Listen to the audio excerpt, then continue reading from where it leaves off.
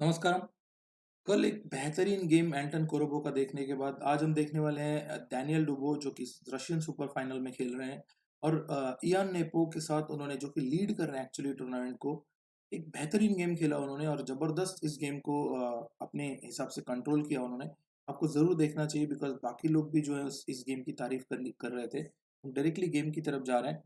उसके पहले जस्ट आप देख लीजिए कि ये डैनियल डुबो हैं जो बहुत ही उम्दा खिलाड़ी हैं और ख़ासकर जब अगर मैग्नस कार्लसन की बात आती है, तो बहुत बार वो एक सेकंड के रूप में भी काम करते हैं उनके साथ। तो एक स्ट्रॉन्ग खिलाड़ी हैं। देखते हैं गेम की तरफ क्या हुआ था, राइट। गेम जो स्टार्ट हुआ D4, night to F6, C4, G6, night C3 and D5। अब इस पर्टिकुलर वेरिएशन में जिसको कि ग्रीनफील्ड के नाम से जानते हैं सभी लोग, यहाँ पे C cut D5, knight cut D5, E4, knight into C3, B cut C3, PG7। अभी तक सब कुछ ओके चल रहा है और ये एक मेन लाइन है वैसे देखा जाए तो ग्रीनफील्ड का।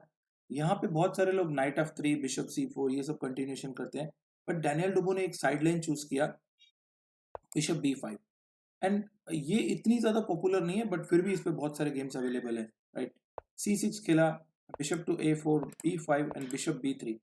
अब देखा जाए तो ये C6 पॉन आपको थोड़ी वीक लग रही होंगी, लेकिन फ्यूचर में वैसे भी ग्रीनफील्ड में आपको C5 खेलना ही होता है to attack on D4।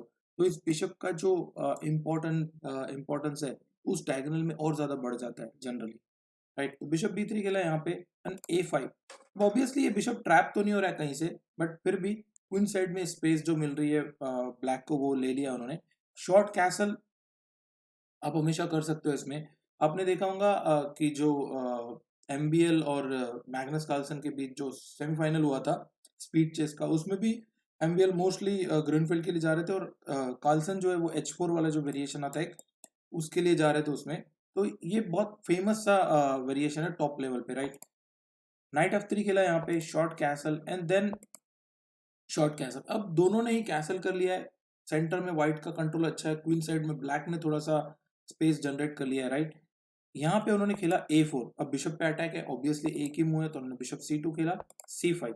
Finally हमने देखा था कि यहाँ पर जो है जो ग्रीनफील्ड का जो बेसिक आइडिया होता है टू प्ले C5 और D4 को टारगेट करते रहो आप हमेशा। ये बहुत कॉमन सा टॉपिक है इसमें, राइट। रूक B1 खेला, यहाँ पे B5 मर रहा है। लेकिन एक बात नोटिस करनी पड़ेगी कि आप थोड़ा सा कलर्स देखते रहो हमेशा कि अगर आप जैसे ही इसको मारोगे तो प्रॉब्लम ये है बिशप A6 आ सकता है और दो में से एक आप जो एक्सचेंज मिनिमम चला जाएगा उसमें, राइट। तो डायरेक्टली तो B5 नहीं मर रहा है तो उन्होंने यहाँ पे खेल दिया नाइट C6। अगर अटैक है ही नहीं तो फिर उसको बचाने की जरूरत भी नहीं, एक नॉर्मल सा बेसिक स्टेप है चेस में, राइट। सो D5 खेला यहाँ पे उन्होंने और अभी फिलहाल नाइट पे अटैक है, मतलब आप C3 नहीं मार सकते हो। और अब धीरे-धीरे कॉम्प्लिकेशंस यहाँ से बढ़ने लगे, राइट। सो यहाँ पे देखो आगे क्या हुआ कि NE5 खेला ब्लैक ने, नाइट F3 से एक्सचेंज हो रहा है और बाद में आप C3 पे अटैक कर रहे हो। B5 अभी भी नहीं मर रहा है बिकॉज़ फिर से वही A6 वाला यहाँ पे ट्रिक लगा हुआ है। तो उन्होंने क्या दिया, night into E5, bishop into E5 and bishop H6। अब आप देखो इस वक़्त जनरली फियंचर और बिशप यहीं पे अच्छे होते हैं क्योंकि उस वक़्त आप फायर कर रहे होते हो इससे। लेकिन जैसे ही H6 आएगा, अब अगर आप एक्सचेंज करोगे इसको तो एक पॉसिबिलिटी है वो भी। लेकिन जनरली ग्रीनफील्ड में ये जो बिशप है यहाँ यहाँ अगर आप सिसिलियन का ड्रैगन वेरिएशन पकड़ो तो फियंचर और बिशप का बहुत इंपॉर्टेंस होता है और इजीली एक्सचेंज नहीं करते हैं। तो यहाँ पे उन्होंने एक रिस्क ले लिया इयान नेपो ने और उन्होंने खेला बिशप A6। अब B5 तो उन्होंने बचा लिया, लेकिन F8 का रुख वो दे रहे हैं तो सीधा सीधा खुशी खुशी मार लिया डैनियल डोबो ने, bishop into F8, king into F8 and then F4। अब इस मूव के पीछे बहुत कुछ सोचना पड़ेगा बिकॉज C3 पॉन जो है वो क्यों दे रहे हैं, यहाँ क्या ऐसी जरूरत थी उसको देने की। एक बात तो बहुत क्लियर है कि white wants to play active chess, right. Suppose अगर इसको हम थोड़ा सा पीछे देखते हैं कि इसको बचाया रहता तो मे बी हम देख सकते हैं कि यहाँ पे आ रहा है क्वीन D2 जो कि एक बहुत ही बेसिक सा मूव लग रहा है, लेकिन उसमें आ रहा है क्वीन A5। और भले ही आप H6 चेक दे दो बट किंग G8 आके H7 बच जाएगा और C3 आपका मरने ही वाला है। तो जो पॉन आपको दिख रहा है कि मैं कितना भी उसको डिफेंस करूं वो मरने ही वाला है, तो उसके पीछे आप वो एनर्जी वो रिसोर्सेज मत लगाओ। आप कोशिश करो कि आपके पास और कुछ प्ले मिलता रहे। ये एक बहुत बढ़िया बात उन्होंने किया। F4 खेल दिया डैनियल डुबो, और वैसे भी वो अपने क्रिएटिव चेस और अग्रेसिव चेस के लिए पहचाने जाते हैं डैनियल डुबो। और खासकर उनका कुछ ओपनिंग्स में बहुत अच्छा प्रिपरेशन भी है। सो बिशप इंटू C3 मारा, यहाँ पे रुक F3, फिर से अटैक है बिशप पे, queen to A5 and E5। अब आप देखो ये जो बिशप पहले थोड़ा सा बंद लग रहा था, अब एटलीस्ट वो कुछ तो कर रहा है इस डायगोनल में, और रुक ऑलरेडी किंग के डायगोनल में, मतलब जब भी F5 आएगा तो प्रॉब्लम्स आने वाली है उसमें, राइट।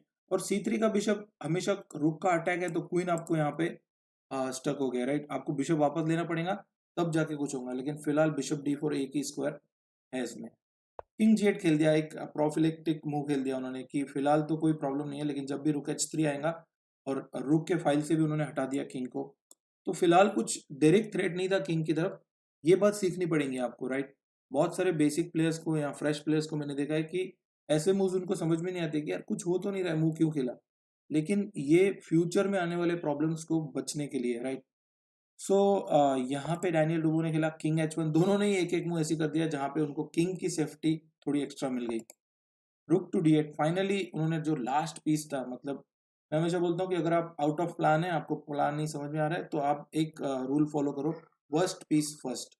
मतलब जो आपका जो वर्स्ट पीस है बोर्ड पे, जो कुछ नहीं कर रहा है, कंट्रीब्यूट नहीं कर रहा है गेम में, उसको आप पहले प्रायोरिटी दो और उसको डेवलप कर लो, राइट। तो उस प्रोसेस से आप अपने पीसेस को डेवलप करते होंगे और आपको प्लान्स मिलते रहेंगे हमेशा। E6 खेला। अब बहुत जरूरी था कि ये जो स्ट्रक्चर है, ये जो घर है इस किंग का, उसको थोड़ा मारा जाए, राइट। उसको नॉक किया जाए कि नहीं, यहाँ मैं ब्रेक कर सकता हूँ इसको, राइट। तो उन्होंने खेला E6 पॉन इनटू, अब दिक्कत है यहाँ पे। अब देखो आप यहाँ पे कि FE6 के बाद जनरली मैं सोच रहा था कि FE6 की इतनी जरूरत थी क्या, बिकॉज और भी मूव्स थे, लाइक आप F5 के लिए एक सोच सकते हो, लेकिन जैसे ही पॉन्स आगे बढ़ेंगे किंग साइड वीकनेस बढ़ती जाएंगी, राइट। मे बी आप कभी G4 या बिशप इंटू F5 ऐसे सैक्रिफाइसेस सोच सकते हो इसमें, राइट। तो उन्होंने क्या किया यहाँ पे, E6 खेला and then F into E6 मार दिया। अब थोड़ा सा रुक जाओ, अब चेक करो क्या हो रहा है, बिकॉज एक और बात नोटिस करनी पड़ेगी कि queen on A5 and bishop on A6 ये बिल्कुल भी कंट्रीब्यूट नहीं कर रहे हैं ऑन दिस एरिया, राइट। मतलब ये जो किंग साइड है वहां पे, और हमारा बैटल ग्राउंड जो है, वो जो कुरुक्षेत्र है वो वहां पर ही है, राइट। ये पूरे बोर्ड को आप देखोगे तो पूरा मैक्सिमम गेम यहीं डिसाइड होने वाला है, राइट। तो ये अंडरस्टैंडिंग आपको धीरे धीरे डेवलप करना पड़ेगा कि गेम कहाँ जा रहा है, मुझे वहां सोचना चाहिए, राइट।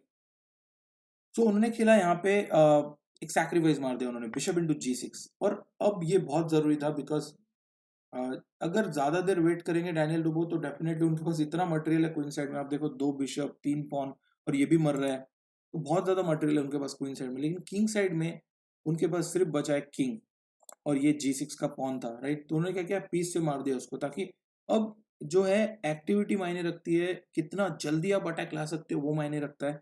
तो अब ज्यादा मायने नहीं रखता कि क्वीन साइड में कितना मटेरियल है, बिकॉज वो तो इन गेम में तब आएगा जब वो पॉन्स आगे पुश होंगे, पहले तो वही राजा बचा लो अपना, राइट। तो यहाँ पे खेला H into G, almost force था मुझे लगता है।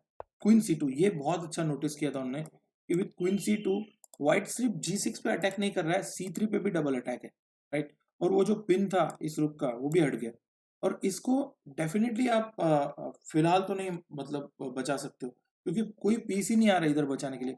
और अगर आप किंग से बचाओगे भी तो रुक G3 आ रहा है, और फिर यहाँ पे तो मेट होने वाली है, राइट। तो उन्होंने खेला यहाँ पे बिशप G7। अब बहुत ही स्मार्टली, हालांकि आप इसको मार सकते हो डायरेक्टली, बट डैनियल लोगों ने बहुत ही शांति से, उनको पता है ये चॉकलेट मेरे जेब में ही है, इसको मैं छोड़ूंगा नहीं, राइट। तो रुक G3 खेल दिया, अब ये मरने वाला है, और इसको मरने के साथ ही G7 की भी वाट लगने वाली है, राइट। सो रुक G3 के बाद उन्होंने खेला G5, और वो सोच रहे हैं कि पॉन्टेक्स मारेंगे तो कम से कम ये फाइल बंद हो जाएंगी। इट इज़ वेरी इंपॉर्टेंट कि आप जब डिफेंस करते हो तो आपको समझ आए कि फाइल्स और डायगोनल्स या स्क्वायर का कितना इंपॉर्टेंस होता है। अगर वो बंद हो जाती है तो रुक की फाइल में अटैक उतना ज़्यादा नहीं आएगा। तो यहाँ पे उन्होंने सिंपली क्वीन G6 खेल दिया। अब आप पॉन इनटू तो नहीं मार सकते हो, सीधा श्योर मात हो रही है, राइट। तो उन्होंने खेला क्वीन G6 को क्वीन D2, और अब वो कोशिश कर रहे हैं कि अगर आप रुक इंटू G5 मारते हो तो मे बी क्वीन D4 आके इसको समहाउ, ब्लैक अभी भी डिफेंड करने की कोशिश कर रहे हैं, राइट। तो हमारा रुक into G5, queen C3, may be queen D4 या C3 दोनों ही सेम लग रहे हैं मुझे, बहुत ज्यादा फर्क नहीं है। बट डैनियल डुबो ने यहाँ पे खेला क्वीन इंटू E6 चेक। अब आप अगर किंग यहाँ लेके आओगे तो कुछ और प्रॉब्लम्स आ रहे हैं इसमें, जैसे रुक F5 एक चेक आ रहा है, रुक G8 तो सीधा वन मूव मेट हो रही है, तो बहुत कुछ प्रॉब्लम है। तो उन्होंने खेला किंग F8, और यहाँ पर वो आ गए रुक E1, राइट। अब ऑफ कोर्स बिशप F6 को पहले जब रुक F5 खेलेंगे तो फिर रुक G8 नहीं आ रहा है, तो आपको थोड़ा सा ध्यान रखना पड़ेगा कि क्या यहाँ पे हो रहा है। अब आप बिशप F6 नहीं खेल सकते बिकॉज रुक G8 मेट हो रही है, तो उसको कैसे बचाएंगे? तो उन्होंने खेल दिया यहाँ पे रुक D7 भी नहीं आ रहा है, रुक E8 भी नहीं आ रहा है। रुक E8 में क्या प्रॉब्लम हो सकते हैं? हाँ, A6 तो मर ही रहा है, राइट। तो बहुत ज्यादा प्रॉब्लम्स थे अभी पोजीशन में, और डैनियल डुबो भले ही यहाँ पे उनके पास रुक है 2 बिशप के बदले और पॉन्स भी थोड़े से ठीक ठाक है, लेकिन फिलहाल जो ब्लैक का पीस का कोऑर्डिनेशन है वो बहुत ज्यादा खराब है, और किंग तो बहुत ही ज्यादा खराब लग रहा है। उन्होंने खेला क्वीन इनटू E1, ये एक लास्ट ट्राई था कि थोड़ी देर और गेम में रहा जाए।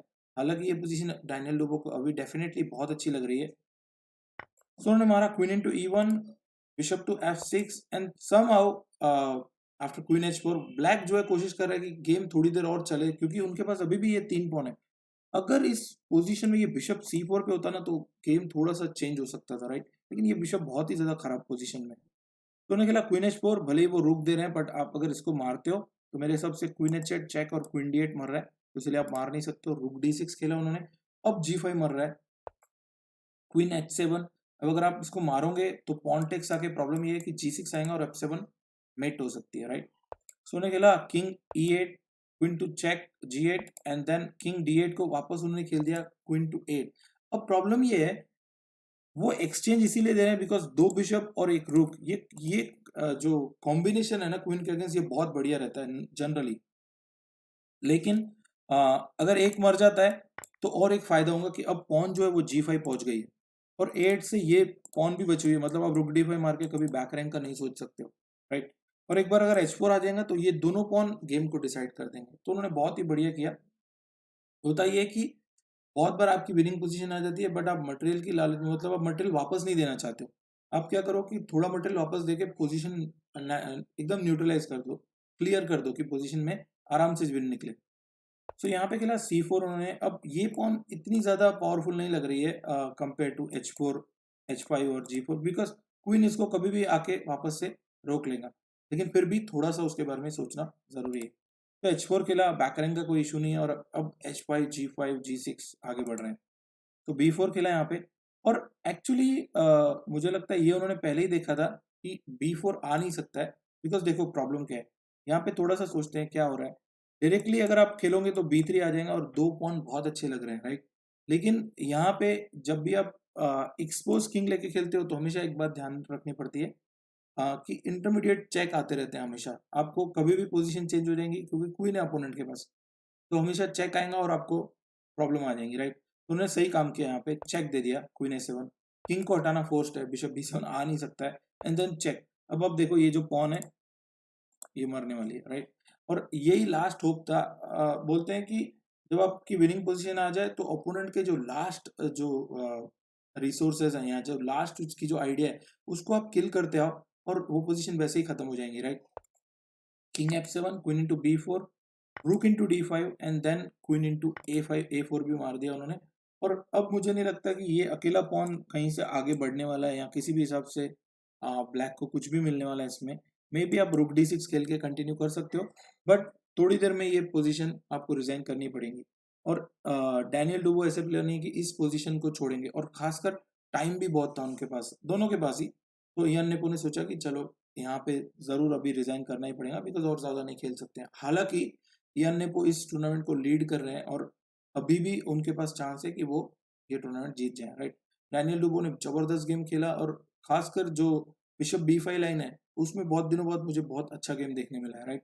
तो मुझे लगता है की मोमेंट वही था कि E6 देके जो बिशप इंटू G6 मारा था उन्होंने, वो सैक्रिफाइस बहुत ही बढ़िया दिया था उन्होंने। और मतलब अगर रशियन प्लेयर्स की बात करें तो डैनियल डुबो जबरदस्त खेलते हैं, राइट। मतलब मेरे तो फेवरेट प्लेयर हैं उसमें कि कुछ उनके एक ताराश में उन्होंने बीच में एक नॉवेल्टी निकाला था जो मैग्नस कार्लसन के साथ भी हुआ था, वो भी बहुत जबरदस्त था। तो बंदा मेहनत तो बहुत करता है यार, ऑन द बोर्ड भी और ऑफ द बोर्ड भी। तो मिलते रहेंगे।